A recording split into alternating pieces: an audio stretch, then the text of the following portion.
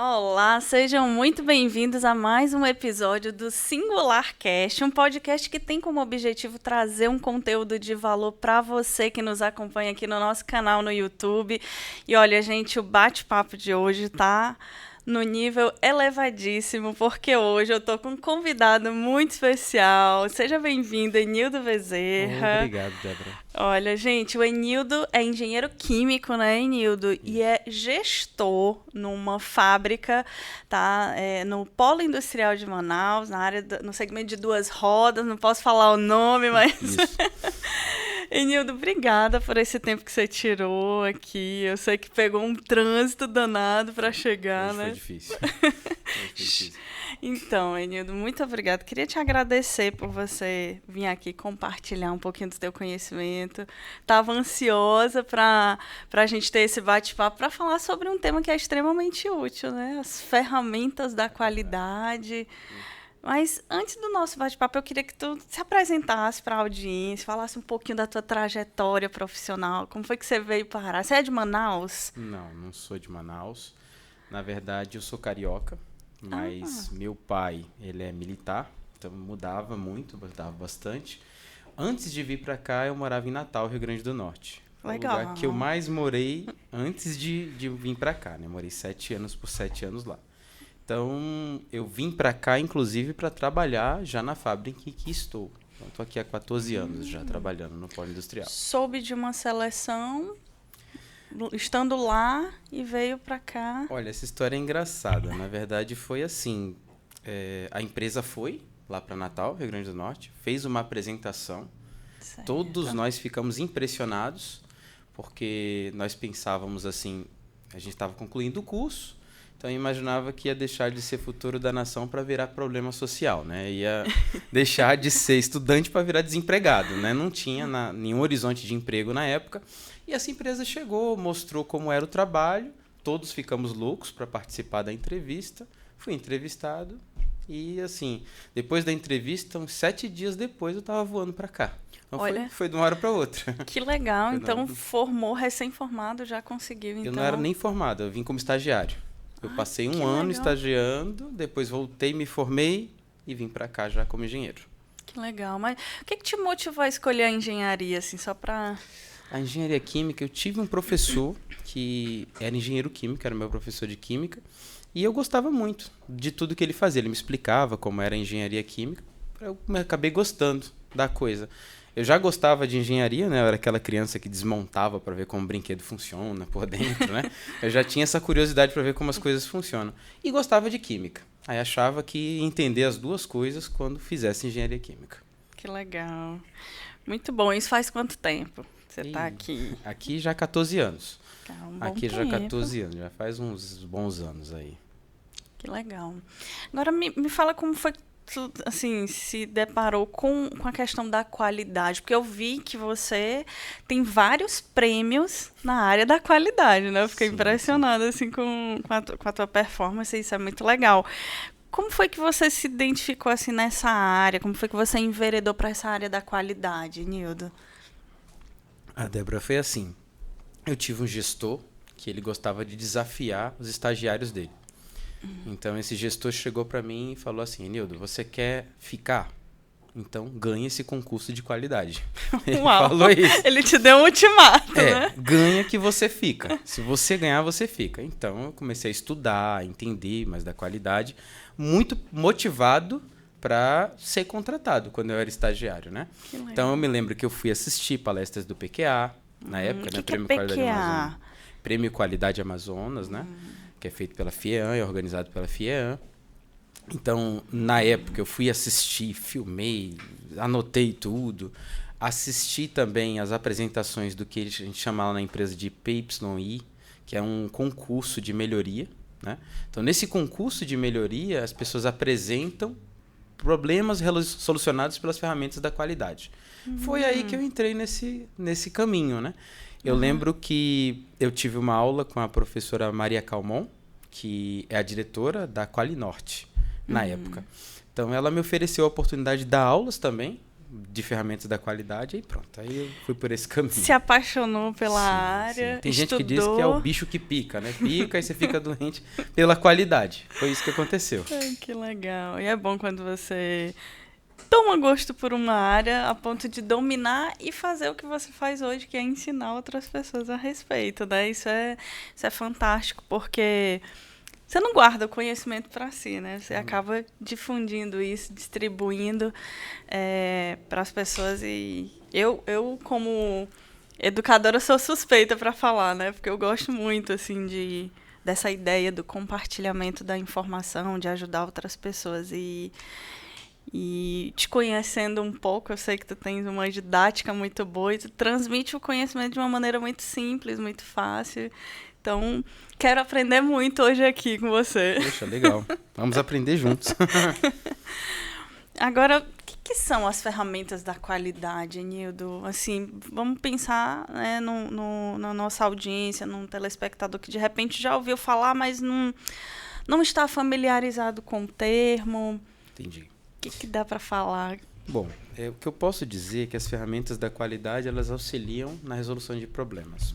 Não só isso, mas elas são muito usadas na resolução de problemas. Elas podem ser utilizadas também para implementar melhorias. Então, elas servem para estudar uma situação e prever o que você pode fazer para ou criar um efeito que você deseja que aconteça, ou eliminar um efeito indesejável. Então, vamos pensar em algumas ferramentas da qualidade só a título de exemplo, né? São 7 ferramentas da qualidade. Mas vamos pensar numa delas. Uma delas é o fluxograma. É uma ferramenta muito simples, onde você faz um fluxo de todo um processo. Mas essa ferramenta, ela pode se tornar algo muito poderoso quando você aprende a utilizar da maneira correta. Por exemplo, um fluxograma pode fazer com que você construa uma estratégia. Essa estratégia vai te levar a resultados que você normalmente não teria se você não equacionasse tudo que você tem que fazer passo a passo. Um outro exemplo de uso dessa ferramenta. Você faz um processo inteiro, um fluxograma de um processo inteiro, e consegue perceber os pontos onde você tem falha. Os pontos que estão relacionados com algum problema que você está perseguindo. Então você isola todo o processo e fica só com aquela parte que gera o teu problema. O problema que você está estudando. Então, essa simplérrima ferramenta, ela permite a você estudar processos. Então, permitiria, por exemplo, se eu trouxesse um fluxograma de um processo qualquer para você aqui, você seria capaz de estudar junto comigo um problema que você mal conhece. Então, você pode dar sugestões, participar de brainstorms, que é outra ferramenta da qualidade, o brainstorm, ou seja, aquela reunião em que a gente dá várias ideias, né, com base em um fluxograma, por exemplo. Interessante. Agora, o fluxograma, ele é utilizado diferente. Ele surge a partir de um problema. A gente pode dizer que por exemplo, eu sou uma empresa pequena que ainda não aplico as ferramentas da qualidade, né? Não conheço ainda. Mas todo mundo sabe que é o que é um fluxograma. Talvez a pessoa não sabe que é uma ferramenta da qualidade, Perfeito. né? Mas aí ela, de repente, ela ainda não tem uma jornada de compra de material. Qualquer um da empresa chega e diz, estou precisando comprar material ou matéria-prima, e as compras são meio que feitas de uma maneira, desorganizada. Não tem uma organização, uma ordem. A pessoa poderia pensar, de repente, num fluxograma para isso, para definir o passo a passo para um processo de compra de material. São coisas... Sim. Eu diria, inclusive, que quando você olha para o fluxograma das empresas, você consegue até dizer, apesar de estar tendo bastante essa ferramenta da qualidade, é a primeira, normalmente, que se aprende, você consegue dizer o grau de maturidade da empresa pelo fluxograma dela. É assim, não tem fluxograma. Então, ela está no início. Certo. Ela vai ter vários problemas pelo mero fato de não ter o fluxograma. Vários problemas vão vir porque ela não tem uma ordem para fazer as coisas. Então, alguma coisa vai ser atropelada pelo meio do caminho, pelo mero fato de que ela não tem uma ordem definida. Então, digamos que agora a empresa define uma ordem. Ela avançou um degrau na maturidade. Você percebe no fluxograma dela que ele não é muito detalhado. normalmente. Um fluxograma de uma empresa que começou agora, né? E fez o fluxograma, não é muito detalhado. Mas ele já permite resolver problemas. Ele já permite você analisar, olha, esse tipo, vamos dar o exemplo que você deu, a compra. Eu esqueci de comprar algo. Então é porque não tinha uma lista de compras, né? Então não tinha lista de compras. Por que não tinha? Porque no fluxograma não tem essa etapa, fazer uma lista de compras. Legal. Então o tipo de problema que ele vai tendo é tipo em adicionar novas atividades para evitar os problemas pela falta de uma delas. Com o passar do tempo, você começa a ver a empresa, quando ela evolui, tem uma maturidade maior, você começa a ver fluxos em que eles se entrelaçam com outros setores. Então, por exemplo, quem é que manda a lista da necessidade de compras? Tem um setor X que precisa de GIS, precisa de pendrives, precisa de materiais de informática. Então, vem demandas de várias áreas para uma pessoa e essa pessoa faz as compras, vamos dizer assim. O fato de ter um prazo para cada setor mandar isso já demonstra um nível de maturidade maior. E aí, quando você começa a olhar para esses fluxogramas, você começa a dizer, olha, agora os problemas por falta de uma atividade não acontecem mais. Eles servem para você agora isolar atividades e procurar problemas nessa atividade. Ou encontrar, inclusive, atividades repetidas. Por exemplo, o setor de suprimento, o setor de limpeza faz uma compra de um detergente. Mas existe um outro setor que também compra detergente. Então, por que o setor de limpeza não compra para todo mundo? Não faz a lista para todo mundo? Você começa a fazer esse tipo de pergunta com o fluxograma. Que legal. Sei lá, comparado a uma jornada, Enildo? Tipo isso. Uma jornada. Pessoalmente, né? Você começa a usar fluxogramas, um analista, um especialista de uma empresa, eu fui especialista por muitos anos, você consegue fazer fluxogramas de processos. Depois você envereda mais por fluxogramas pessoais. Como manter um hábito. Como vencer um hábito. Sim, você começa a ir para esse outro caminho. Opa, eu quero aprender, peraí, como gente. Vencer um mau hábito. Você começa a ir por esse caminho. Olha, que legal. E chega num nível em que você começa a traçar estratégias. Assim, o fluxograma, ele não tem fim. Ele mantém um ciclo infinito. Sempre você está fazendo algo em busca de concluir aquela estratégia, né? Ou de acrescentar aquela estratégia a mais coisas. Você começa a formular estratégias. Que legal, eu acho, assim, não sei se é o último nível. Pode dizer que é o que eu tô hoje, né? Você começa a pensar desse jeito, né? Assim, por exemplo, as pessoas falam muito de controle. Estabelecer o controle das coisas, né? Certo. Mas se você perguntar para alguém o que é controle, talvez ele não saiba te dizer o que é. Né? Você pergunta, o que é controle para você? Você vai ver a pessoa responder de um jeito, outro responder de outro. Você pode responder com um fluxograma. Um controle pode ser estabelecido com um fluxograma. Você parar para pensar, para você ter controle de algo, você tem que ter uma meta. Já começa por aí. Você não tem como ter controle de uma coisa que você não tem uma meta. Aí depois, esse é o primeiro passo. Né? Se você fizer um fluxograma, um quadradinho, meta, ter uma meta. Depois você tem que perceber o que está acontecendo, perceber a realidade. E aí você vai para o terceiro passo, compara o real que está acontecendo com a sua meta. Se a meta está sendo atendida, ok, você espera o próximo momento de rodar esse fluxo de novo. Se não está sendo atendida, você tem que tomar contramedidas. Toma contramedidas, percebe novamente a realidade, compara a realidade com a meta e verifica se a tua meta está sendo atendida. Você vê, fica num fluxo infinito, até você atender sua meta ou até esperar o próximo momento de entrar no ciclo de novo.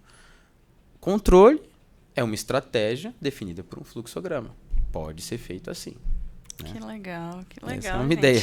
Olha só.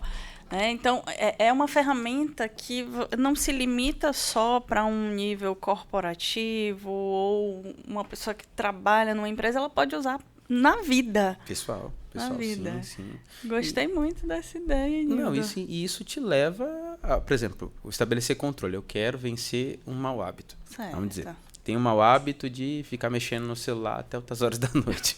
Pronto, eu acho que é um hábito bem comum hoje em dia. É um mau hábito comum, né? Sim. Que todos nós lutamos para vencer. Mas, por exemplo, você estabelece o controle. Qual é a minha meta? Olha, eu só vou pegar o celular até 10 horas. Pronto, você já começou... Não é noite toda, né? É depois das 10... Estabelece um limite. Você vê que já muda as coisas? Você diz assim, ó, depois das 10 eu não vou pegar no celular. Não é assim, eu não vou pegar o celular à noite. né? Senão, se bater o crepúsculo, deu 6 horas da noite, você não pode mais encostar nele. Você fica bem restrito. Não, depois das 10 eu não pego no celular. E só vou pegar de novo às 5 da manhã. Então, eu vou ficar esse intervalo sem mexer nele. Então, você começa a fazer algumas programações para isso, né? Você começa a dizer assim, olha, eu tenho que avisar para algumas pessoas que eu não vou mexer no celular nesse horário. Eu tenho que ter um celular de emergência para alguém me ligar, porque pode acontecer algo assim. Eu só vou atender nessas emergências, tem que deixar claro para a pessoa que ela vai me ligar na emergência. Daí, eu traço essa meta. Olha, eu não posso pegar o celular. Pessoalmente, eu tenho essa meta de não pegar depois das 10, nem antes das 4 da manhã, né? Que é o horário que eu acordo. Então, eu passo esse intervalo sem olhar nele. Certo. Aí, ok. Se eu consigo, eu tenho uma agenda onde eu anoto, dou um tiquezinho que eu consegui. No dia? No dia. Certo. Naquele dia, deu. Outro dia de manhã, normalmente eu faço umas 8 da manhã, 7 da manhã. Aí eu dou lá um tiquezinho. Eu consegui, né? Não consegui. Boto um xizinho. E aí me pergunto, por quê? O que foi que aconteceu? Né? O que foi que eu fiquei fazendo no celular depois das 10 e antes das 4? Eu fiquei jogando joguinho. Então não deve, né, fazer isso. Então você tem que pensar num jeito de quebrar isso. Certo. Você vê que é esse mesmo fluxograma de controle que eu estou mencionando. Você tem uma meta, está percebendo a realidade. No meu caso, todo dia eu dou um tique, um xizinho, é o meu jeito de perceber o que está acontecendo. Compara a realidade com a meta. Né? Ó, não tô conseguindo ficar sem celular depois das 10. Se eu não consigo, eu tenho que tomar contramedidas. Se eu consigo, eu espero o dia seguinte para ver se eu vou conseguir de novo. E assim eu vou indo. Eu, particularmente, já vi no meu caso assim, que 1 ou 2 meses fazendo algo desse jeito e conseguindo, não precisa ser todo dia. Vai ter um dia que você vai falhar mesmo. Sim. Mas se você conseguir pelo menos 80%, no meu caso foi assim, não sei das outras pessoas, né? Cada um vai ter um jeito diferente. Mas se você conseguir mais ou menos 80% do mês, vira um hábito mesmo. Que legal. Vira um hábito. Você começa a adquirir aquele hábito. Mais ou menos aí uns 30 dias consecutivos você já passa consegue... 60. 60. Até virar um hábito, até né? Virar um hábito. Que aí se torna fácil, né? O que no Isso. começo é difícil, dá urticária, né? Sim. Talvez no começo você fique tentada a pegar no celular, mas depois você vai habituando. E até hábitos menores, olha, uma coisa simples. Vamos dar um exemplo bem simples. Eu, quando pego estaciona o carro em um lugar, a gente pega aquele valezinho do táxi, né? do estacionamento. Do estacionamento. Várias vezes eu esqueci onde botava aquele negócio. Aí eu chegava na hora lá, meu Deus, onde é que tá, né? Ficava desesperado procurando e o carro buzinando atrás. Então eu estabeleci uma resolução. Quando eu vou para shopping, eu boto dentro da carteira sempre. Aí eu me monitorei por um tempo para sempre colocar dentro da carteira. Hoje, sem pensar, eu sei que tá lá. Às vezes é automático. Às vezes eu não lembro. Será que eu botei na carteira? Quando eu abro, tá lá. Virou um hábito mesmo, né? Mas no início necessitou de controle. Sim. Depois que você entra no fluxo, pronto, aí não precisa mais. Então, tu meio que usou um mini fluxo. Exato. Para definir o que você ia fazer. Se policiou, se controlou, até que virou um hábito e evita muitos problemas. Né? Demais. Na academia de manhã, né? Eu pego um vale também desses. Aí eu sempre coloco bolso esquerdo traseiro da calça. BET, a sigla, BET, né? Aí bota no bolso esquerdo traseiro. Pronto. Toda vez tá lá. Que legal. É engraçado que eu não lembro. Hoje de manhã aconteceu até isso. Fica no subconsciente, por assim dizer. Eu controlei por um tempo, foi consciente. Chega uma hora que não precisa mais. E realmente, de manhã, você às vezes tá com aquele sono, né? Foi pra academia e não acordou ainda. Então, é danado pra você esquecer mesmo se não virar hábito. Sim. Tem que virar hábito. Incrível. Olha, outro exemplo simples do uso desse fluxo. Arrumar minha bolsa para academia. Eu sempre esquecia de colocar alguma coisa. Esqueci o cinto, a meia. Aí no outro dia era horrível, né? Aí eu criei uma lista. Um checklist. Um checklist, isso. Que também é uma ferramenta. Perfeito. É considerado uma ferramenta. Poderia ser algo como uma carta de controle. Carta de controle é uma ferramenta. Mas aí é uma carta de controle bem rasteira. Eu não diria que é carta de controle. Mas a gente pode dizer que é uma ferramenta de qualidade, sim.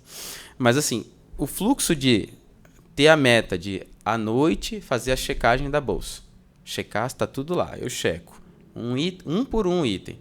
Aí quem vê isso diz que eu sou meio doido, que você bota aí o que você tem que levar, você tá ficando doido, né? como é que negócio é esse? Mas essas pessoas que dizem que eu sou doido, às vezes esquecem as coisas. E eu não passei a não me esquecer mais, né? Que legal. Então aí virou um negócio já instintivo. Eu pego o controle e olho. Nunca mais aconteceu. E quando você conhece as ferramentas, que você se depara com um problema que impacta na vida, obviamente, ou na produtividade, né, você já pensa automaticamente que ferramenta eu posso aplicar aqui. Perfeito. Para resolver esse problema, para que ele não se torne recorrente, né? Às vezes é um problema que você te acompanha já por um tempo, né? E ficar errando as mesmas coisas, né, Nildo? Isso é... Não, perfeito. Olha, quer ver um exemplo simples? Existe uma ferramenta chamada diagrama de Pareto. Boa, eu gosto diagrama dessa. De Pareto, né? O famoso princípio boa. 80-20, né? Sim. O famoso princípio 80-20. Você pode usar para qualquer coisa. Você pode usar, por exemplo, para as finanças na sua empresa. Uhum. Qual é o maior gasto da sua empresa, né? Vale a pena trabalhar nele, porque se você derrubar 10% desse maior gasto, ele vai representar, no todo, um valor altíssimo. Então, vamos dizer assim, só um exemplo. Digamos que aqui na Singular, o maior custo seja com energia elétrica. Então, talvez valha a pena investir em lâmpadas de LED, ar-condicionados inverter. Você vai fazer esse tipo de trabalho, né? Quando você fizer, você vai ver que caiu a principal despesa do teu empreendimento, da sua organização. Digamos que exista despesa com água, por exemplo, e essa seja a menor das despesas. Não vale a pena tentar reduzir ela. Você vai fazer um esforço tremendo, reduziu 50% do consumo com água, mas não representa nem 10% do consumo da energia. É uma economia burra, né? Exato. Por assim dizer. Tem gente que brinca com economia de palito, né? Chamava antigamente, quando a gente acendia fogão com palito, tinha gente que usava o palito queimado, né? E botava lá numa boca para acender a outra. Isso é muito antigo. Mas aí eu cheguei a fazer isso. Chegou a economizar palito. Essa é a ideia, né? A economia de palito não enriquece ninguém. A verdade seja dita é essa. É verdade. Não vai enriquecer ninguém. E às vezes a gente fica apegado a pequenas coisas que é chovendo molhado, né? Enxugar gelo. Exato. E quando a gente tem uma ferramenta como essa que nos ajuda a ver, né, onde a gente, com o menor esforço, vai ter um resultado muito mais expressivo, isso... Perfeito. Esse é o otimiza, ponto. O diagrama de Pareto, ele ajuda muito uma organização a perceber o que é importante para ela. Esse é o ponto, né? Por que é isso? No que você gasta mais... O diagrama de Pareto? Assim, a pessoa nunca ouviu falar em diagrama de Pareto. O que é isso? Eita, vamos lá. É um gráfico. Um gráfico. Digamos assim, vamos supor um diagrama de Pareto bem simples. Certo. E pessoal, vamos dizer assim. Uma pessoa vai fazer um diagrama de Pareto das finanças dela. Aí ela coloca quanto ela gasta com cada coisa. Vamos supor que essa pessoa só tem 3 despesas. Ela gasta com o carro, uma parcela de R$500 por mês, vamos dar esse exemplo. Ela gasta com a educação, R$400 por mês. E ela gasta com a alimentação 300. Os números são puramente fictícios, né? Sim. Que hoje para comprar feijão já vai mais de 400, né? Mas vamos dar esse exemplo. Então ela vai pegar num gráfico, vai somar 500 mais 400 mais 300. Vai dar 1.200. Ela pega 500 e divide por 1.200. Vai dar uma porcentagem. Vamos só para arredondar, porque eu não quero fazer aqui as contas. Mas assim, vai dar algo aproximadamente 50%. Mais ou menos isso. Certo. Isso significa que o carro, que custa R$500, está consumindo 50% da despesa do investimento, da receita daquela pessoa, né? Certo. Do quanto ela recebe. 50% de todas as despesas é o carro. Aí isso leva a pessoa a perguntar, eu estou gastando mais com carro do que com educação, mais com carro do que com comida. Será que vale a pena eu manter esse custo? No que você mais gasta dinheiro é o que é mais importante. Deveria ser assim, né? É o que é mais importante para você. Certo. Então talvez valha a pena enxugar o custo com esse carro e investir em alguma outra coisa. Talvez. Ou se a pessoa quer reduzir custos, o lugar onde ela tem que mais batalhar é no carro, que é R$500. Ela não vai tirar da comida, que é menos, no caso, né? Nesse exemplo que eu dei, é 500, 400 e 300. É verdade. Mas na vida real, é tipo 10 mil contra 20. Eu me lembro que eu fiz uma vez um diagrama de Pareto de despesas, em que a maior despesa era 50 milhões. E a menor despesa era algo como R$10 mil. Era de uma empresa, né? Não era pessoal. Sim. Quem dera fosse pessoal. Esse eu já perguntaram, doutor, quanta pessoa física? Quem dera, não era. Era de uma organização. Então, a maior despesa era milhões, enquanto a menor despesa ficava na casa de centenas de milhares. Então, se você parar para pensar, o que é mais importante? Se você quer reduzir custo, é atacar aquilo que é maior. O diagrama de Pareto, ele não tem uma comprovação técnica científica. Ele é empírico, como chama, né? Você consegue ver isso da prática. Né? Eu não lembro qual foi o nome do matemático que propôs ele, eu sei que tem Pareto no nome dele, que Pareto vem do nome dele, mas assim, o que ele propunha, a ideia que ele propôs é que 80% do lucro de um banco vem de 20% dos clientes. Ou seja, essa é a ideia do 80-20, não é que é complementar, é algo assim, por exemplo, 80% das vendas de uma biblioteca vem de 20% dos livros que ela tem, dos títulos mais vendidos, essa é a ideia. Então, vamos pensar nesse exemplo do banco. O banco tira 80% do lucro de 20% dos clientes. Então, vale a pena para o banco enfatizar esses 20%. Cuidar melhor desses 20%, desses clientes. Ele não pode perder. Ele não pode perder. Agora, os outros 80% que só dão 20% do lucro... isso aí, né? Isso se aplica também, por exemplo, para uma empresa. 20% dos colaboradores geram 80% dos resultados. Sim, né? Quer dizer, você tem ali poucas pessoas que entregam uma produtividade e tem outras que estão ali meio que... Boiando, né? Boiando. Mas é isso mesmo. A ideia é essa. A ideia do diagrama de Pareto é para isso. Ele serve para isso. Nesse exemplo que eu dei, 80% das despesas vem de uma fonte, uma ou duas fontes.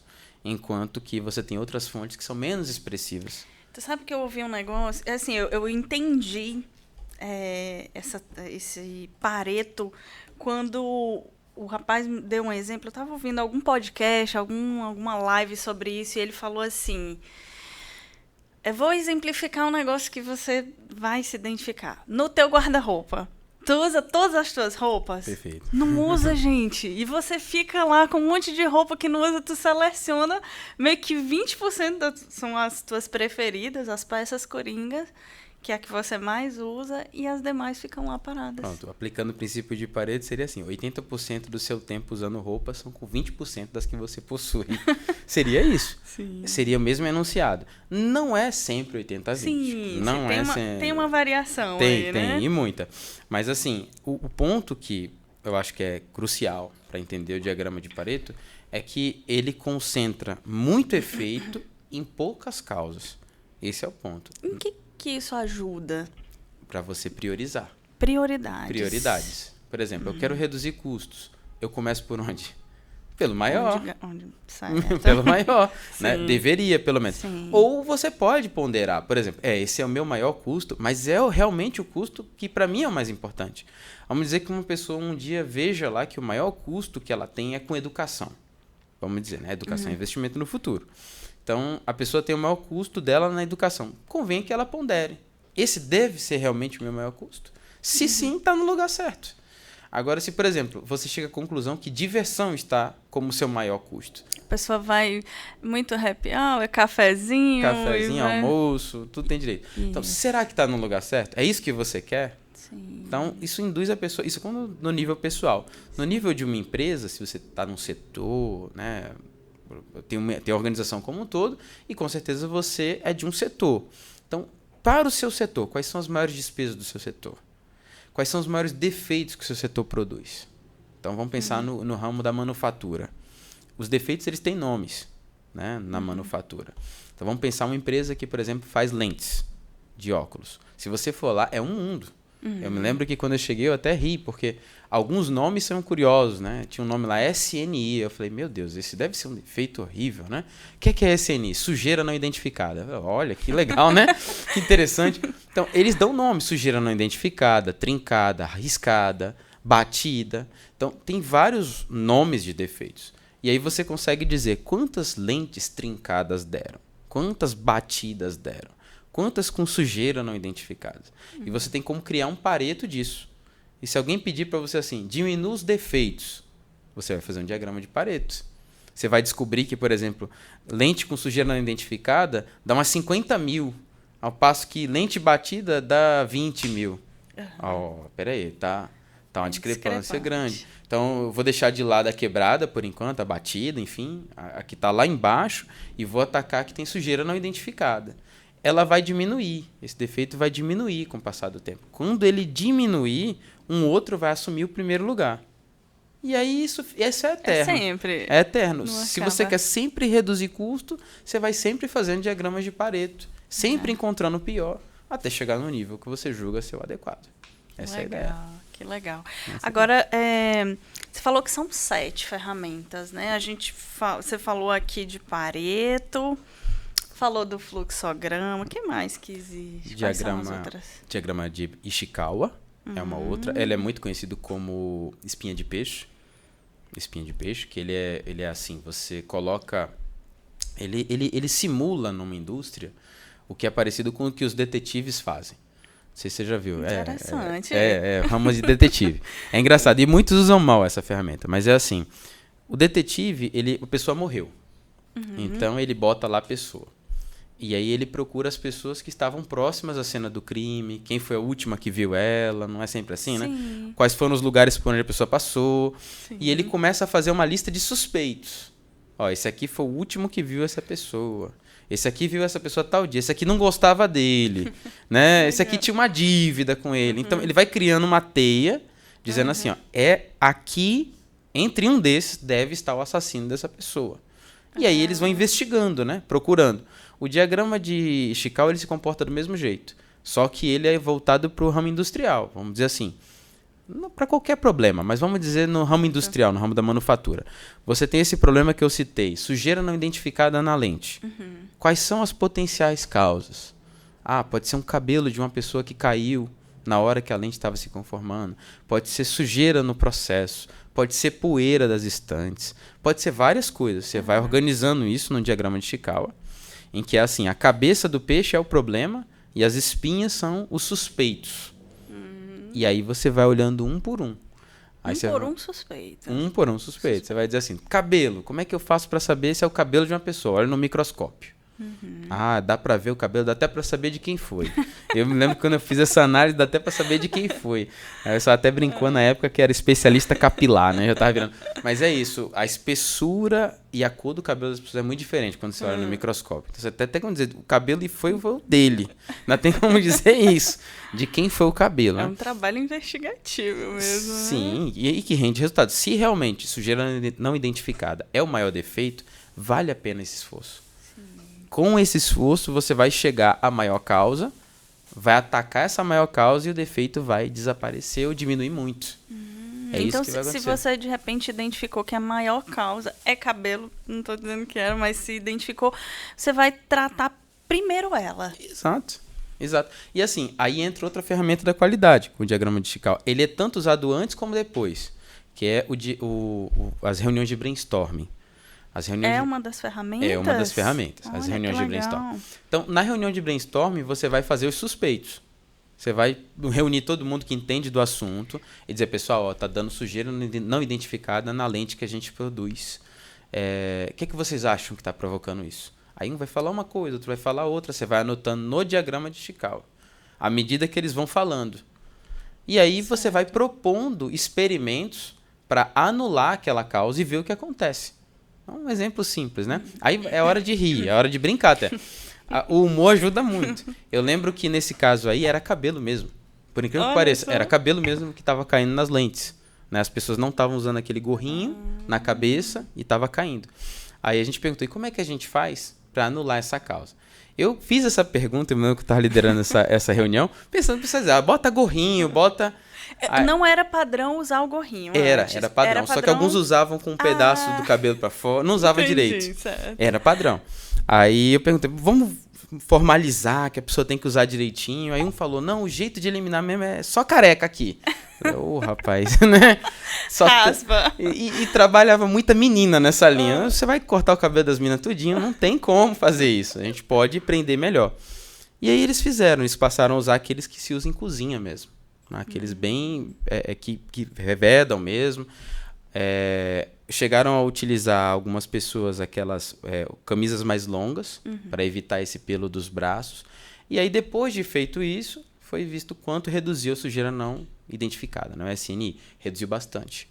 Que legal. A ponto de deixar de ser o primeiro. Ele foi para outro lugar, eu não lembro qual, sumiu o primeiro lugar, né? Mas assim, foi visto claramente que o problema era cabelo. Mas antes foi uma longa trilha até chegar aí, né? É mesmo. Até chegar aí, vários outros experimentos mais óbvios foram feitos. É poeira no ambiente. Então, como é que faz? Limpa mais frequentemente. As lentes dos óculos são feitas numa dorna. Dorna é onde ela se conforma, né? Então, a água às vezes ficava suja. Troca a água mais frequentemente. Então, a gente foi fazendo tudo isso. E não baixava. Ou baixava muito pouquinho. Aí, quando fez essa do cabelo, caiu monstruosamente. Então era esse o problema. Foi esse aí o problema, né? Achamos a causa, né? Foi mais ou menos essa a ideia. Quando você acha... eu acho que é a mesma felicidade que um detetive tem quando acha o assassino, né? Fica feliz da vida. Você prende e pronto, acabou. Né? Não, é menos problema que você vai ter. Que legal. No momento que você está fazendo lá, o diagrama, não necessariamente você já encontra a maior causa. Não. Você vai fazendo as tentativas e erros. E exato. Vai resolvendo até... Você vai anulando essas causas.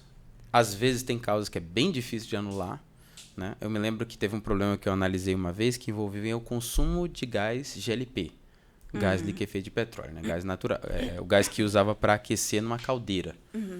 Então, uma das hipóteses que se colocou é que a gente gastava mais gás quando estava frio. Aí eu falei, frio em Manaus? Que estranho, né? Mas, assim, o pessoal falou, quando está mais frio, gasta mais. E quando está mais quente, gasta menos. Então, a gente esperou um dia bem frio e mediu o consumo naquele dia. E viu o consumo num dia bem quente. Então, teve que esperar um dia frio para testar essa hipótese, né? Certo. E quando a gente testou, viu que ela era um mito. Era um mito. No dia frio, gastava tanto quanto num dia quente. O calor de uma caldeira não se compara aos poucos graus que varia, né, a temperatura aqui no nosso estado. Então, é curioso que você também vai descobrindo essa história, né? É a mesma história do detetive, eu acho, né? Ele tem um suspeito, só que tem gente que, por exemplo, tem um álibi. Na hora da morte, estava com outra pessoa, não sei aonde. Então, você diz, esse não matou. Você elimina, né? Foi o exemplo. Então, temperatura, clima, não afeta o consumo de gás liquefeito de petróleo. Nesse caso. Exclui. Não adianta ficar brigando com isso aí. Aí a gente foi trabalhando. Um outro problema é um defeito de vazamento de vapor. Vamos ver quanto o vazamento de vapor gera de perda. Aí fomos fazer a análise. Elimina todos os vazamentos. Eliminou. Caiu bruscamente. Então era esse o problema. Esse. Aí você vai ver, é isso aí. A troca térmica não é eficiente porque as serpentinas ficam sujas, né? Então limpa mais frequentemente. Limpou, aí caiu de novo. Olha, é uma outra causa. Né? Temos legal. 2 bandidos, né? Tipo isso. Também pode acontecer, né? Tem mais de uma causa que afeta o problema de uma maneira expressiva, né? Então é isso, o diagrama de Chicago ele te dá suspeitos. Né? Você vai fazer ataques no dia a dia, vai perceber a realidade, né? Perceber o que aconteceu. Quando eu falo perceber a realidade é isso, é você perceber o que está acontecendo. E tem limites, assim, por exemplo, de suspeitos? Não. Não tem, pode ser vários. Número E já aconteceu enorme. Comigo de levantar vários, testar um a um e não era nenhum. E depois faz novamente o diagrama. Então, agora com esse devolutivo, pessoal, não é nenhum desses. Não é nenhum desses. Reúne todo mundo de novo, vamos... Tentamos, não é. Aí, às vezes, acontece de você dizer assim, a gente tentou desse jeito, aí alguém fala assim, mas porque você tentou errado. Não é desse jeito que você elimina essa causa, é desse outro. Ok, entendi, novamente. Vamos testar de novo, vamos manter esse aqui na lista. Ele pode ser a causa, eu é que não testei direito. Você questiona o teste e o suspeito, e a causa suspeita, né? E aí, quando você encontra... deu match, né? Vamos dizer assim. Quando você acha aquela causa que realmente afeta o problema, isso é chamado de nexo causal. Você vai dizer assim. Nexo causal. Ou seja, essa causa provoca esse efeito. Ou seja, cabelo provoca sujeira não identificada. É isso. Você está dizendo assim, essa causa provoca mesmo esse efeito. Quando não tem, você diz, não tem nexo causal. Você vai dizer, essa causa que eu levantei não provoca esse efeito, ou provoca muito pouquinho. Tão pouquinho que eu não consegui perceber ele fazer diferença nenhuma quando eu suprimo ele. Quando eu elimino ele, o problema continua do mesmo jeito, sem ser afetado, né? É isso. E tem um tempo assim, Nildo, para você levantar, né, todos esses suspeitos, por exemplo, dentro de um diagrama, implementar, testar. Você determina metas, assim, ó, cara, a gente vai ter que fazer isso dentro de um mês. Você faz isso? Olha, no meu caso, o que acontecia muito eram 14 meses de trabalho. Ao longo de todo o PDCA, levava mais ou menos isso, 14 meses. Mas cada caso é um caso. Tem casos em que você acerta de primeira a causa. Ah, ótimo, parabéns. É muito raro, mas acontece. É o caso que o detetive achou de primeira o bandido, né? O primeiro suspeito já era ele. Ótimo. E tem casos em que você vai levar os 14 meses e não vai chegar à solução. Tem casos assim. Entendi. Tem casos, problemas complexos. Agora, o que eu acho muito legal é que quando você procura muito a causa de um problema e começa a ficar atento a ele, às vezes a solução cai no seu colo. É engraçado isso. É incrível, né? É assim, uma vez aconteceu da gente estar com um problema que era gerado de um jeito assim incompreensível. Ninguém imaginava como aquele problema podia acontecer. Ele vinha pelo ar e ele gerava uma deformação em algumas peças. De algumas peças pintadas. Então assim, a gente ficava pensando, meu Deus, mas o que gera isso? Ninguém chegava a nenhuma conclusão do que podia gerar aquilo. Era algo presente no ar e ninguém... Meu Deus, o que é que está gerando esse tipo de coisa? Daí, um belo dia, uma pessoa foi trocar uma lâmpada num lugar alto e sentiu um cheiro estranho. Aí daí a gente começou a analisar um pouco melhor isso e viu que havia um gás que se acumulava nos lugares mais altos. Olha Aí só. assim, mas depois de tentar de tudo para resolver o problema, passamos anos até tentando resolver o problema e pronto. Nesse dia, por acaso, uma pessoa reclamou de um cheiro, parecia fazer sentido. A gente foi atrás de estudar e chegou à conclusão que era um gás que estava presente ali, invisível. Ele só tinha odor, né? Você conseguia sentir o cheiro dele.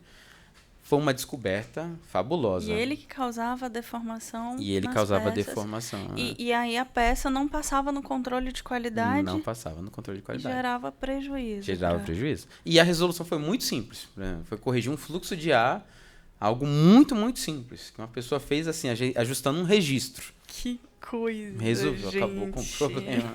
Acabou com o problema. Eu fiquei impressionado, né? Eu fico impressionado com essas questões. E né? é engraçado que isso, assim, ajuda a trazer clareza, né? Porque às vezes você acha que tem um problema que é impossível de ser resolvido, você não está conseguindo enxergar uma solução, mas a partir do momento que você faz esse passo a passo aí de listar os possíveis vilões, né? E testando.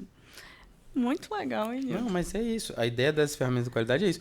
Aí começa a aparecer assim mais claro para você a solução. E esse é o ponto, né? Porque assim, você começa a dizer não é isso, não é aquilo, não é aquilo outro.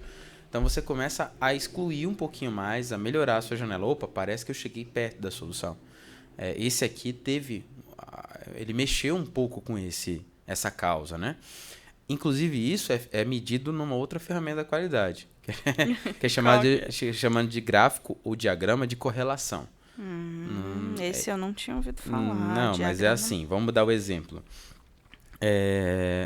Consumo de GLP, digamos que você coloque no eixo Y, e no eixo X você coloque temperatura do dia. Então, se a temperatura afeta... O consumo de GLP que você fala é o gás... Gás de efeito de petróleo. É um gás que você queima para gerar calor.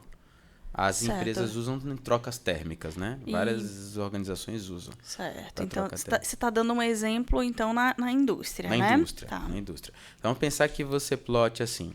Consumo de GLP está no eixo Y e no eixo X você coloque temperatura do dia. Certo. Então, é esperado que quanto mais baixa a temperatura, maior o consumo de GLP. É o mito que existia. Certo. Quanto mais baixa a temperatura, mais GLP eu vou consumir aqui em Manaus. Que a temperatura, quando chega mais baixa, é 25, 24 graus, né? Sim. E quando está no alto, pode bater até 40, né? Tem dia aí que bate 38, 36. Ô, Enildo, só te interrompendo aqui, a gente sempre, nos nossos episódios, nós somos contemplados aí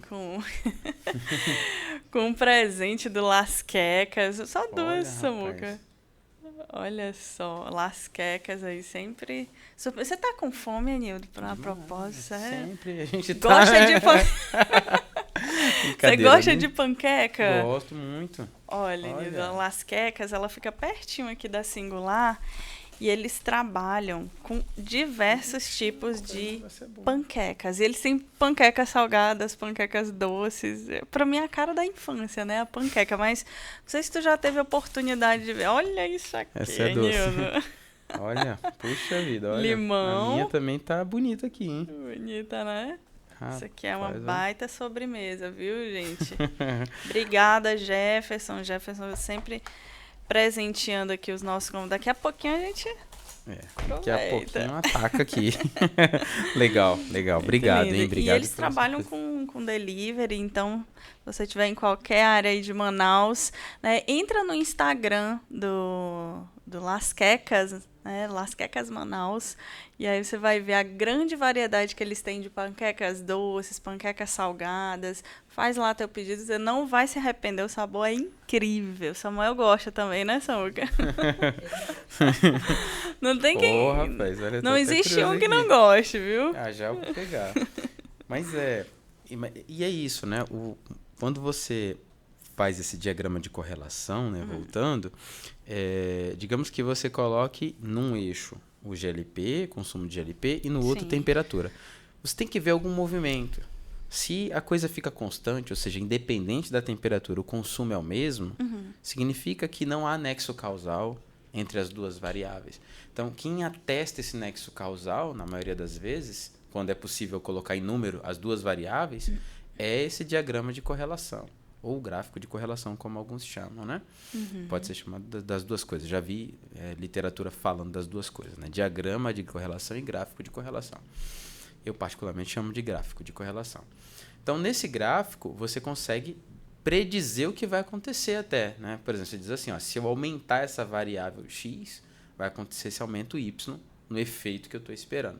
Quando isso acontece, você encontrou o nexo causal. Tem casos em que não dá, né? No exemplo lá do cabelo, não tem como você transformar em número, né? Você tem que eliminar a causa para você ver se ela tem um efeito. Né? Se ela provocava o efeito, né? É tipo isso. Eliminando a causa, o efeito desaparece, né?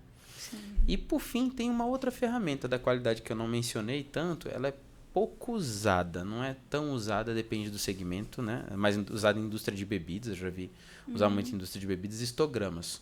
Histogramas. Como é que funciona essa ferramenta? O histograma ele é uma ferramenta estatística, né? Ele te diz como é a distribuição de uma média, né? Se ela segue a distribuição normal ou outro tipo de distribuição. E a sua ideia é ver o processo melhorar o que eles chamam de variância, né? Ele se tornar mais estável.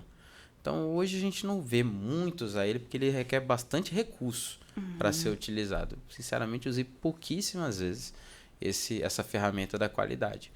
Mas é muito usado em indústria de bebidas. Eu não tenho muita propriedade para falar dela, por isso, né? Eu usei pouco, foram pouquíssimos os exemplos que eu vi assim, de soluções que vieram com base nela, mas assim, falar que ela é uma ferramenta menos útil seria uma bobeira grande. Para esse pessoal, né, que trabalha principalmente nesse ramo, né, de bebidas, eu já vi que eles usam muito essa ferramenta. Né? As outras, principalmente diagrama de Chicago, diagrama de Pareto, você encontra em qualquer lugar.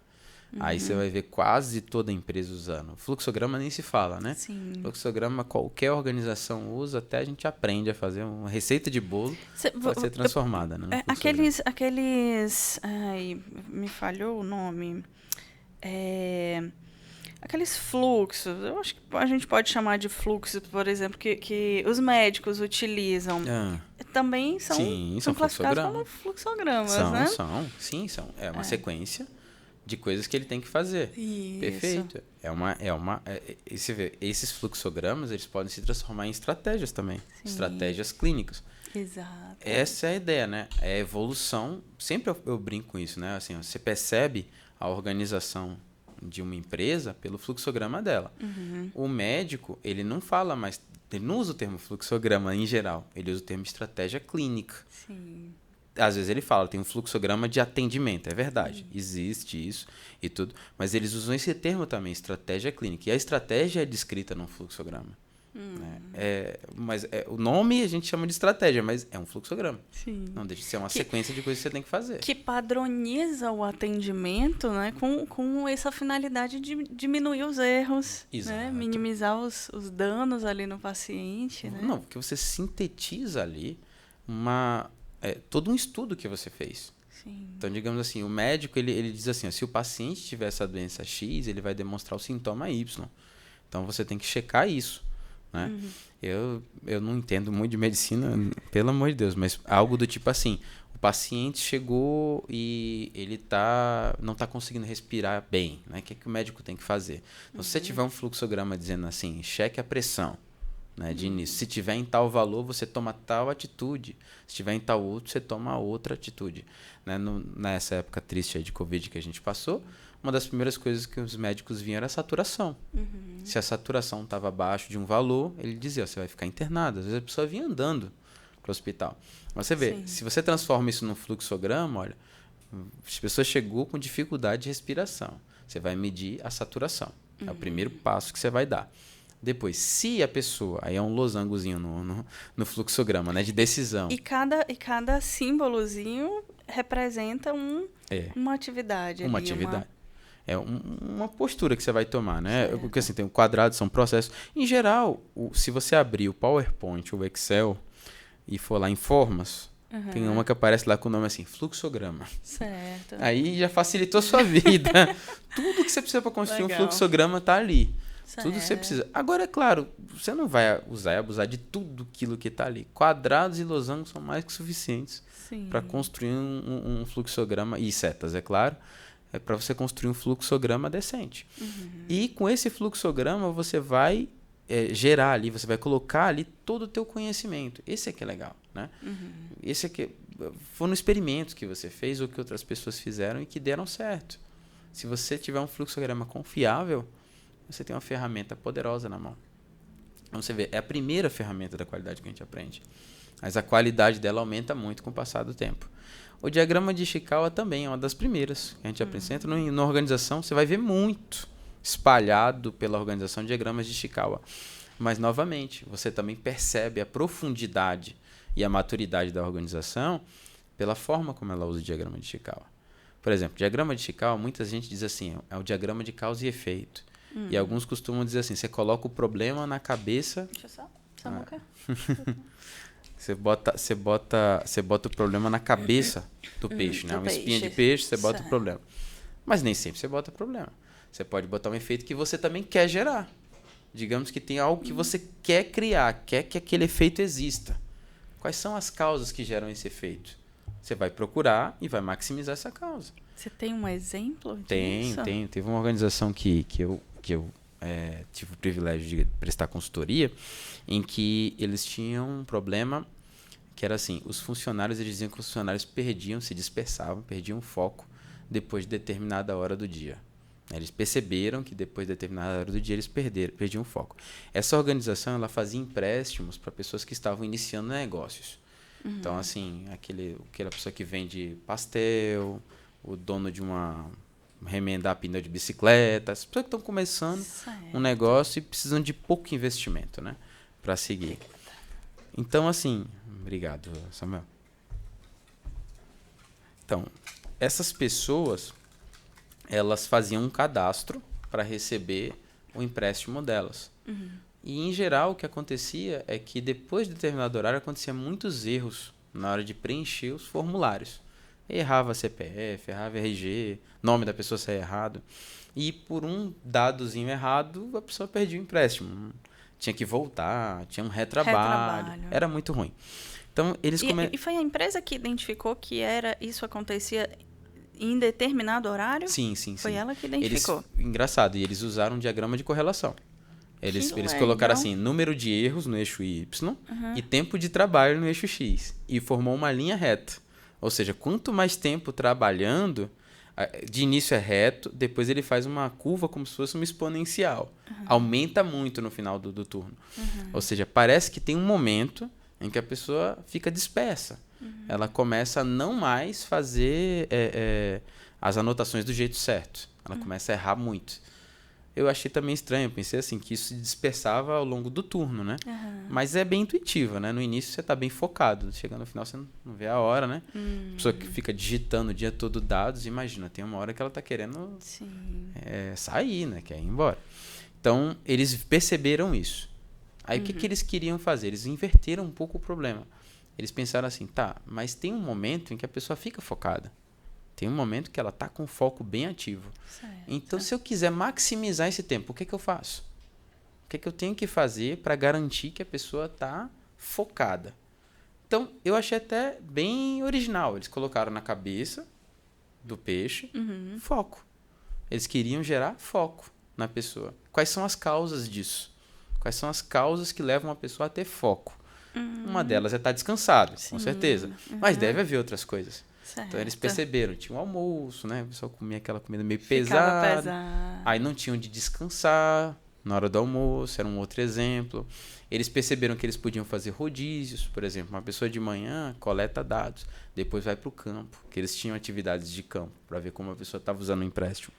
Então eles trocavam, e quem estava do campo estava morto de suado, né? Cansado do sol quente, agora ia sentar no ar-condicionado e ia digitar dados. Então melhorou um pouco. Então eles começaram a perceber que o rodízio era uma causa que promovia o foco, modificar a atividade de uma pessoa, não deixar a pessoa numa atividade só o tempo todo. Ele ficava na rua o dia todo, então ele fica estafado de estar na rua o dia todo. O outro fica sentado o dia todo na frente do computador, ele fica estafado. Mas se você fizer uma alternância, nós tendemos a responder melhor. Legal. Então, essa causa, ela gera um efeito positivo, a alternância.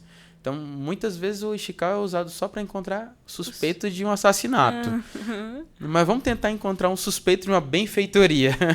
É possível o Ishikawa usar ele também para isso. E eu vejo também que isso demonstra a maturidade das organizações. Poxa, que legal. Isso demonstra também o uso do Ishikawa. Muito bom mesmo. Não tinha pensado aí, né, na possibilidade de usar a ferramenta dessa forma. Agora, Nildo, as pessoas, na verdade, elas são pagas para resolver problemas, né? Sim. E quanto mais complexo o problema, mais remunerada a pessoa é, não? Acho que sim. Não sei. É porque assim... bem remunerado. Se você parar para pensar, é verdade. Tem problemas que... Eu diria, um problema complexo, se a gente tivesse que definir, é um problema que acontece por várias causas. Vamos pensar assim, que pode acontecer por várias causas. Vamos pensar, um problema de saúde de uma pessoa. Digamos que a pessoa é anêmica. O médico ele tem que entender bem o que é anemia, né? Inicialmente. Ele tem que entender muito bem quais são as causas da anemia. A pessoa pode estar tendo uma perda de sangue, a pessoa não se alimenta direito, a pessoa pode ter uma doença congênita, a pessoa pode ter doença que não absorve o alimento que ela ingere até ferro, mas não consegue transformar isso em glóbulos vermelhos, né, para ficar menos anêmica. Ela pode ter um problema no rim, que aí não está gerando a eritropoetina e com isso ela não tem a formação dos glóbulos vermelhos. Então, é muita causa. É um problema complexo, né? Existem vários tipos de anemia, né? Tem a ferropriva, a falciforme, pela perda de sangue mesmo, enfim, tem um monte, né? Você chegou a fazer medicina também? Não, quem dera. Não. Mas esse é o ponto, né? Você vê, eu posso chamar de um problema complexo. Ok, é verdade. Mas esse problema do SNI que eu mencionei, sujeira não identificada, é um problema complexo também. Sim. Até difícil. Que traz prejuízos, né, para a empresa. Não, mas por que eu tô te falando isso? Porque assim, a empresa espera que o colaborador resolva os problemas. Sim. E às vezes essa solução não necessariamente vem de um gestor, né? Na maioria das vezes não vem. Né? Na maioria das vezes não vem. Esse é o ponto. É porque assim, o gestor ele é bom em gerir, como o nome já diz, né? Controlar. Agora, as ideias em si, normalmente vêm do que a gente chama de Gemba, né? O Gemba, ele é o chão de fábrica. O que o gestor é bom é em pegar aquela ideia e transformar em ação. É transformar a informação em ação. Que seria, por exemplo, assim, eu sei que isso me gera problema. Vamos pegar o exemplo do SNI. É cabelo. É cabelo das pessoas. Se as pessoas usarem a touca direitinho, não vai dar o problema do SNI. Então, o que o gestor tem que fazer? Ele tem que pegar essa informação, transformar em uma operação, garantir que não vai faltar gorrinho para ninguém, e se pegar um usando errado, dá aquela bronca. Né? Conversar, ó, você não pode, olha, isso dá SNI, isso dá esse problema, isso dá um prejuízo tremendo para a empresa. Ele não pode fazer fingir que não viu, né? Fingir que não viu, ele não pode, ele tem que ser aquela... E às vezes isso envolve muita energia, né? Sim. Mas veja, a ideia original não veio dele. A questão é que ele leva a sério a ideia. Pode ser até que venha do gestor. O gestor pode ter algum conhecimento do chão de fábrica e vir dele a ideia. Mas na grande maioria das vezes não vem.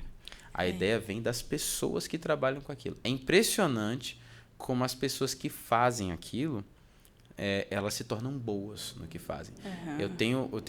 Normalmente nas palestras, né, quando eu falo com alguns operadores, eu costumo dizer, você aperta esse parafuso há quanto tempo? 10 anos. Então você é a melhor pessoa do mundo em apertar esse parafuso.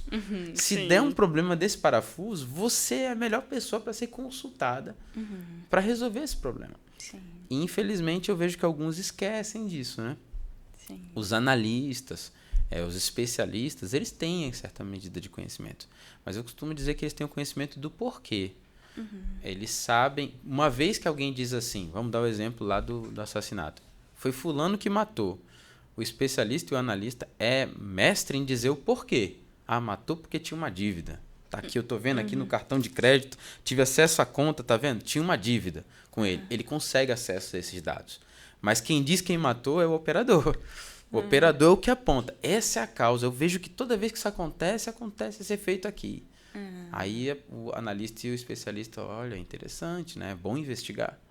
Se eles forem humildes para perceber que as pessoas do Gemba entendem o que e como, aí eles vão encontrar a resposta do porquê.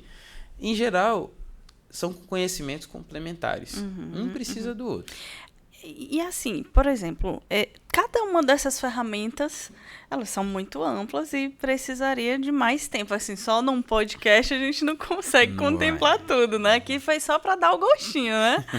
Então, por exemplo, um treinamento você consegue, cada uma dessas ferramentas, ter um curso para, além de ter esse conhecimento teórico do que é a ferramenta, meio que fazer exercícios, praticar. Isso serve para qualquer pessoa, Enildo, não é só para nível de gestão, né? Uma pessoa que trabalha CLT numa empresa, na área industrial ou não, ela pode fazer treinamentos dessa natureza, das ferramentas de gestão da qualidade.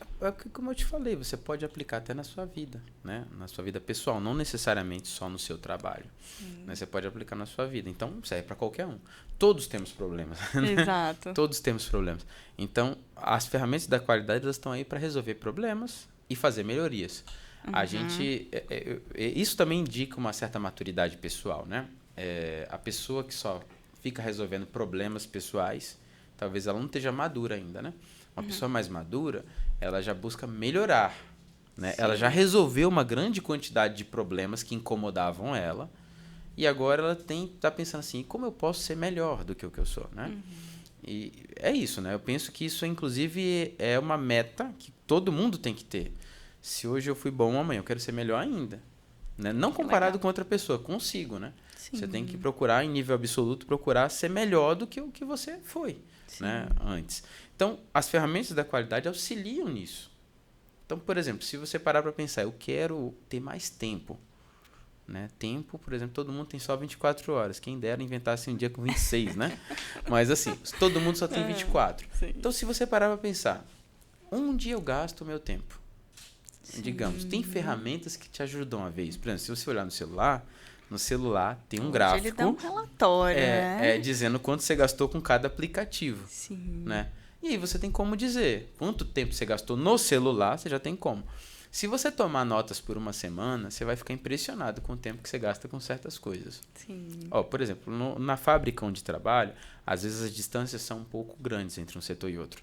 E eu tive a curiosidade de uma semana anotar quanto tempo eu gastava andando entre um setor e outro, né? Que o setor que eu trabalho é um setor relativamente grande, então tem que andar de um ponto para o outro. E eu fiquei impressionado com uma vez que um dia eu gastei 1h30 andando. É eu fiquei feliz mesmo? pela saúde, né? A saúde foi bom, para a saúde foi bom. Mas eu fiquei pensando, como eu posso melhorar isso? Né? Como eu posso melhorar? E às vezes as saídas são até interessantes. Você pode, por exemplo, numa caminhada, conversar com uma pessoa. E aí já não está mais andando. Você tá fazendo alguma coisa enquanto Você caminha, pode estar dando né? uma mentoria para uma pessoa. Você está andando Sim. com uma pessoa, conversando com ela. Aham. É como se você estivesse na mesa conversando, né? Sim. Só que você tem um ambiente, pássaros. O sol fica até melhor de conversar com a pessoa, né? Não está naquele ambiente formal de uma Sim. sala. Você se exercita, a pessoa se exercita e a mentoria está sendo dada. Você não está gastando aquele tempo andando. Você está investindo aquele tempo dando mentoria. Esse é um jeito de resolver esse aparente problema. Legal. Eu vou usar minha caminhada para fazer algo nessa caminhada. Hoje a tecnologia permite a gente estar numa reunião no celular andando. É possível você fazer isso. É possível você fazer isso. Então, veja, você está pensando assim, eu quero usar melhor o tempo que eu tenho. E aí você começa a ver no que você gasta. Diagrama de Pareto. Eu gasto mais andando. Então, eu quero que a minha caminhada seja algo significativo. Que ela funcione de alguma forma. Se você carregar papel consigo, por exemplo, para tudo quanto é lugar, quando você parar em algum lugar, na sua caminhada, você pode tomar notas da conversa que você teve, da reunião que você estava. Enfim, é por isso que eu digo que esse curso é para qualquer um. Agora, vamos dizer que tem níveis, né? Digamos que você seja um estagiário. Você é um estagiário de uma empresa. Tudo que você mais quer é ser contratado, né? Sim. Estagiário, que é isso? Se ele demonstrar um desempenho grande em resolver problemas, com certeza, né? Ele vai ser visto com outros olhos, Vai ser visto com outros olhos. Foi o meu caso, né? Quando o gerente falou, ganha esse concurso que você fica, eu mergulhei nas ferramentas da qualidade. Para mim, o motivo era outro na época, né? O motivo era ficar. Mas, com certeza, você se torna diferenciado, um profissional diferenciado. Sim. No PQA, por exemplo, o Prêmio Qualidade Amazonas, é explícito que eles querem ver as ferramentas da qualidade sendo utilizadas. E, realmente, um programa que tem qualidade no nome não desenvolver um trabalho que tem as ferramentas da qualidade é estranho, né? Sim. Então, o PQA, que eu também sou avaliador, consultor pelo PQA também, eu também faço consultoria pelo PQA, avalio organizações, né? O trabalho das organizações. Sempre que eu avalio, tá lá, ferramentas da qualidade sendo usadas. Né? Esse é o segundo ano que eu estou participando como avaliador. Eu participei 7 como candidato, como concorrente, né? Como aquele que fazia o trabalho. Aí eu invertia a mesa, agora eu sou o que avalia. E eu tô achando o máximo. Que legal, hein? Porque você vê, né, o trabalho lá. Eu quando avalio com muito carinho, porque eu lembro do tempo que gasta aquilo ali. Do esforço que é fazer aquele negócio. E quando eu vejo assim, um trabalho bem feito, eu acho que é a mesma sensação que uma pessoa tem quando vê um filme de suspense, né? Você abre, meu Deus, tem um bandido aqui, né? Eles estão tentando encontrar o culpado, né? E aí ele vai contando a história para você, usando as ferramentas, né? E aí você chega à conclusão de que aquele é o culpado. É muito legal, né? É como ler um livro de romance, sabe? É isso. É o desfecho, né? De Então, encontrar quando sai a história, puxa vida, e todo o tempo que eu leio o relatório, eu tô torcendo para aquela organização. Não, você vai conseguir, vai dar certo. Você vai olhando as páginas, você fica feliz quando você consegue ver que resolveu o problema pelo uso da ferramenta da qualidade. Então, eu diria que é um curso para qualquer um. Qualquer pessoa que tem problema, eu acho que é todo mundo, pode fazer. Com focos diferentes, é claro. Normalmente, eu leciono esse curso com foco na área industrial. Certo. Mas digamos que a pessoa tem um foco na área médica. Aqui hoje a gente tem trabalhado bastante a questão do empreendedorismo na saúde, né? Existe esse movimento. Então, gente, você que é da saúde, né, hoje, tem muita gente da saúde, muitos enfermeiros que atuam na gestão, né, que hoje estão seguindo essa carreira empreendedora. Então, é uma baita oportunidade para fazer um curso como esse, né, dessa natureza. Certamente. Né? Então, quem tiver interesse no assunto, gente, aproveita, vai no nosso Instagram, manda lá um direct que a gente vai te atender, vai te direcionar aqui para o Enildo. A gente, quem sabe, monta uma turma ali no comecinho do ano para a gente começar aí o ano, ó, sabendo identificar os problemas, sabendo resolver os problemas e trazendo mais resultado, né? Todo mundo busca resultado, né? Perfeito. Esse é o mais importante. Se a gente parar para pensar, o juiz mais imparcial que existe é o resultado. Boa. É o juiz mais imparcial que existe. Eita. A verdade... Você não é o que você disse que é, você é o seu resultado, né? Essa frase Exato. também. Perfeito, né? Porque assim, não adianta falar. Uhum. O que importa é o resultado. Esse é o ponto. Se você diz que vai dar resultado, você está perdendo tempo. As palavras, elas falam muito baixo na frente do que o resultado mesmo fala. O resultado grita. Né? Então, quando você consegue demonstrar algo, e eu acho muito legal isso, é uma das coisas que eu falo no curso das ferramentas que eu dou, é assim, eu particularmente tenho essa dificuldade. Não dá pra ver aqui, né? Você tá vendo, eu gosto muito de falar. Então, assim, tem vezes que eu tenho que me conter mesmo, porque dá vontade de mostrar, né? De falar assim, olha, eu vou fazer isso, isso, isso. Mas foi uma coisa que eu aprendi. Quando você fala o que você vai fazer, você tira a graça depois que aparece o que você fez. É muito melhor que a pessoa tenha surpresa. Surpreenda os outros. Imagina, você surpreender seu chefe. Seu chefe chega com você e diz, você não fez, né, aquilo que eu mandei. Não, chefe, já fiz. Já tá tá aqui, no seu e-mail. Olha tá aqui aí, o resultado. Tá... Tá aqui o resultado. Ele vai ficar impressionado, né? Ao passo que se você fala antes e não consegue, fica uma coisa tão feia, né? Sim. É muito Verdade. melhor você fazer. Então, realmente, o que importa é o resultado. As ferramentas da qualidade, eu costumo também dizer isso nos cursos, não importa como você vai usar ela. Tem gente que faz para ficar bonitinho no trabalho, né? Ah, não, mas eu vou botar no meu peixinho aqui um tambaqui, aqui um desenho do tambaqui, para ficar bonito. Eu costumo dizer, para com isso. Você está gastando seu tempo. Você pode fazer a carvão num pedaço de papel de churrar, de pão, pronto que seja. Você pode fazer lá. Se dali sair a solução do problema, olha, parabéns. Ganhou já. É para isso que ele serve. Ele não serve para ser uma coisa bonitinha, pra você botar no trabalho. Eu não estou desencorajando você fazer um trabalho bonito, né? Quem quer, eu mesmo gosto de caprichar. Mas o ponto é que tem que ter o valor. Sim. Aquilo tem que ter valor. Não é para ficar bonito. É para dar resultado. Esse é o ponto. Então, quando você dá resultado, olha só. Se a organização que está com você não te contratar, não te promover, né? Não te dar reconhecimento, ela é que vai perder. Exatamente. Ela é que vai perder. Porque um profissional que dá resultado, de verdade... É valioso, né? Exato. Ele vai para um outro lugar e ele vai conseguir dar resultado e as pessoas vão valorizar esse resultado, né? Sim. Então, esse é o ponto. A pessoa que aprende a resolver o problema de verdade, ela realmente está se candidatando para qualquer carreira. Porque tem problemas de gestão, tem problemas... Se você é um operador de uma fábrica e resolve problemas, você sobe para líder, para encarregado. Porque você é visto como uma pessoa que resolve. As pessoas vão dizer assim, fala com o fulano que ele vai te ajudar. Se você é esse fulano, parabéns. Parabéns. Agora imagina, se você já tem essa atitude de resolver problemas, você está ganhando um kit de ferramentas, uma caixa de ferramentas. Que vai potencializar. Perfeito, né? Você não vê? Tem aqueles gêniozinhos que constroem coisas em casa com uma faquinha, um garfo, né? Ele tira parafuso com faca. Se você Samuel é um gêniozinho desse. Samuel é um gênio desse tipo, Samuel. É desse tipo aí. É bom, hein? Mas é isso. Você usar uma ferramenta improvisada e uma ferramenta projetada para fazer algo é muito diferente. Né? É muito diferente.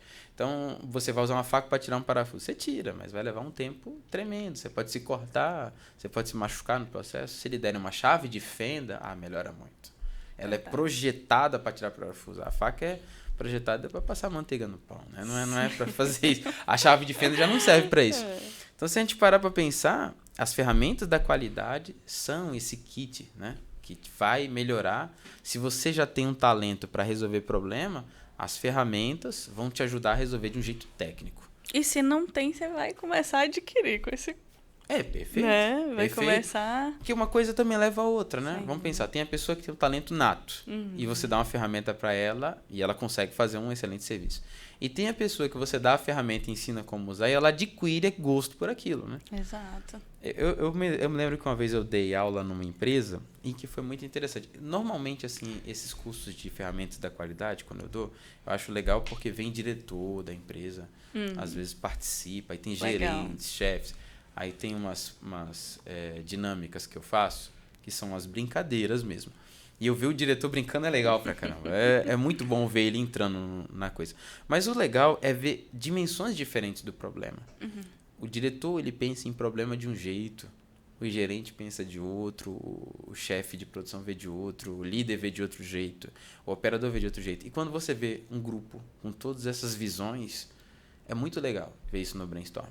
Normalmente o diretor é o que vai lá pro quadro e desenha o peixinho, mas ele não bota um nome lá nas espinhas. É as pessoas de baixo, normalmente, que fazem isso. E eu acho legal ver essa interação acontecendo. Eu me lembro que numa empresa que eu fui, eu vi e percebi isso. O diretor falando de coisas grandes, como vendas, como custo de matéria-prima, problema de navio parado lá na China. Então, para ele isso é problema e como você vai lutar contra esses problemas. Quando você conversa com o líder, ele pensa em como subir a produção de 10 para 20, entendeu? Ele está olhando o micro. Mas você vê, não é que uma coisa é inferior e outra superior, ela se complementa. Tem que ter alguém olhando para o agora e alguém olhando para o depois. Né? Então, se você tem tudo isso junto num lugar, é fantástico. É fantástico. Você vê o simples e o complexo junto. A empresa ganha, os colaboradores ganham, todo mundo sai ganhando, né? Nessa empresa que eu dei aula, eles fizeram o que eles chamam de CCQ, né? Círculo de Controle de Qualidade. Que foi um concurso interno que eles fizeram. Aí eles pegaram essas ferramentas da qualidade, ensinaram para os colaboradores e disseram, criem um projeto. Eu dei aula para os líderes desse projeto. E no dia me chamaram para ser jurado. Eu quase chorei. Assim, meu Deus, ele usou a ferramenta para fazer essa melhoria. Eu quase chorei quando eu vi, né? Porque eu fiquei emocionado, sinceramente, de ver as pessoas trabalhando para resolver problemas, ajudando a empresa que eles trabalham a continuar viva, que é isso, é uma luta pela sobrevivência. Todas as organizações lutam para sobreviver, a verdade seja dita essa. E quando você aprende a usar as ferramentas da qualidade, você entra nessa linha de frente, você entra nessa luta também. Né? E é a luta para manter o salário, para manter aquele lugar onde você trabalha. Aí eu vi eles juntos ali trabalhando para resolver o problema. Foi muito legal. Muito legal. E ganhando até prêmios, ganharam os prêmios por isso. No primeiro lugar ganhou um valor em dinheiro. Então, assim, a felicidade deles, de através da mente deles, conseguir melhorar os lucros da empresa e crescerem com isso, é sem igual. Eu falo que a ferramenta da qualidade acaba sendo um meio para esse fim. Em que a pessoa cresce. A pessoa cresce. Né? Como pessoa, profissionalmente. Exato. Muito legal. Gente, olha, eu ficaria aqui a noite todinha ouvindo o Enildo, viu? Porque ele tem uma metodologia, uma forma de ensinar muito gostosa, muito simples. Gosto dos teus exemplos, das comparações que você faz. Isso deixa, né, o aprendizado muito mais fácil, viu? Parabéns. Gente... Quero agradecer a audiência de vocês, né? Mais informações sobre ferramentas aí, né, da qualidade. Entre em contato com a gente vai fazer essa ponte com o Enildo, que já ministra esses treinamentos. E eu queria te agradecer, Enildo, de verdade. Eu aprendi muita coisa, anotei aqui, ainda bem que fica gravado no YouTube, a gente tem como rever esse conteúdo. Que bom que você gostou, Débora. Que bom. Obrigada. Pra mim foi um prazer enorme também, viu? Obrigada, viu? Então, eu espero que vocês tenham gostado, gente, e até o próximo episódio. Até mais, pessoal.